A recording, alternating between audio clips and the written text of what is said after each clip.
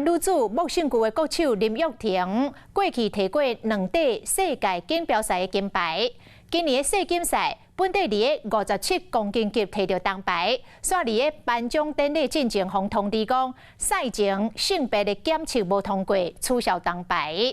这个世锦赛，中华台北木姓区代表队回到台湾，这个林玉婷甲教练嘛对这届比赛的意外做出着回应，讲进前从来毋捌安尼过，无了解这个问题到底出伫个倒位，所以会来接受到体育署的安排，重新来检查，而且向国际木姓区协会来提出着申诉。